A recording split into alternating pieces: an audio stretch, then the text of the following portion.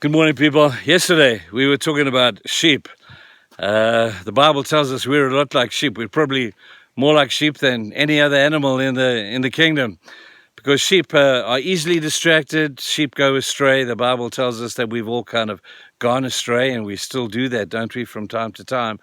But I want to talk today about the casting of sheep, where we talk about sheep in the context of their strange physique. When they become too heavy, they fall down and can't get up again. They become cast. One of the other reasons that sheep become cast is this.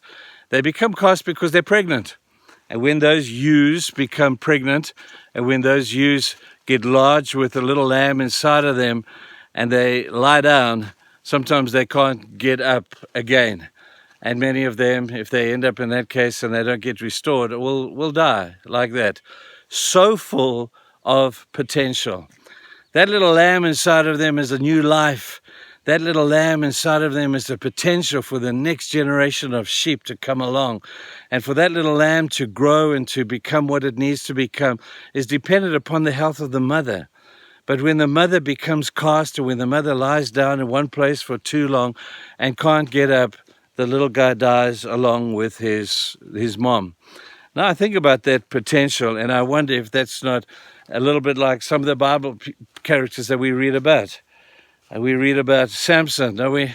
Samson, here's this man so full of potential, so equipped to do everything that God wanted him to do, so had a mission in front of him, had the purpose of God being explained to him, that he was a Nazarite, and these are things he had to do in order to maintain what God wanted him to do.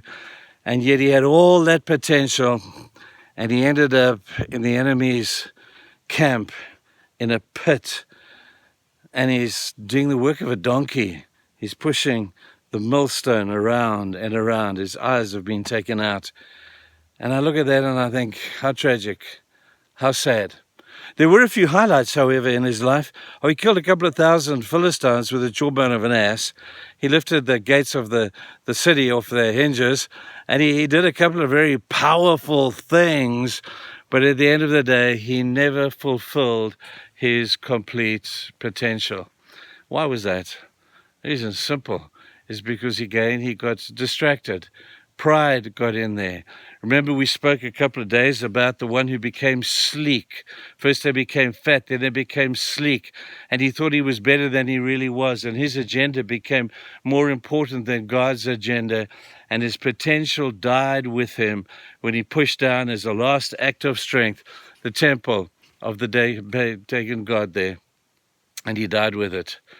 And I would hate for us to think that maybe we could be like that, to die with all the potential that God has given us to do work for him, to establish his kingdom on earth. He has a plan for our lives, and he's put that plan into our hands. God will never violate your freedom of choice. Haven't we said that before? You choose. It's your choice to do what he would want you to do, or to do what you want to do. But remember this, when you do what you want to do, the potential that God has given you to do what he wants you to do will die with you. How tragic would that be? I look at the local church. You know, some years back, we were hooked on a statement that said that the local church is the hope of the world. I believe that to be true. So where is the local church now? The local church is battling, and yet I look at the people in the church. They're filled with the Spirit of God. And they should be world changers. They should be influencers. They should be changing communities. And yet the churches are stuck inside buildings.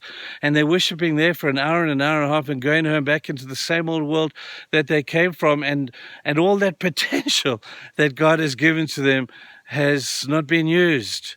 How tragic is that? If the church is indeed the hope of the world, where is the church today? No, I'm overgeneralizing, and I'm not categorizing every church on this particular thing, but for the church to realize its potential, it has to get outside of the walls of the building, because it's for the people outside of the walls of the building that the church has come. And so when the church becomes enabled, which it already is, empowered, which it already is, and energized, which God has already given us the Holy Spirit to do what he wants us to do. But when we take that step of faith and say, God, for such a time as this, the church exists. And What a difference that'll make in our communities. Who knows, we could influence the church around us, we could influence the communities, our parents, our families, our schools, the whole country could be totally influenced and changed if we realized our potential. One day, I'd be sad to think that the church would be plagued with many regrets because we have everything and yet we do very little with it. So I know I sound pretty critical, but man, there's a lot at stake right now. A lot at stake. The church really needs to take up its responsibility. And I might remind you, you are the church. Let's do that, shall we? Bye-bye.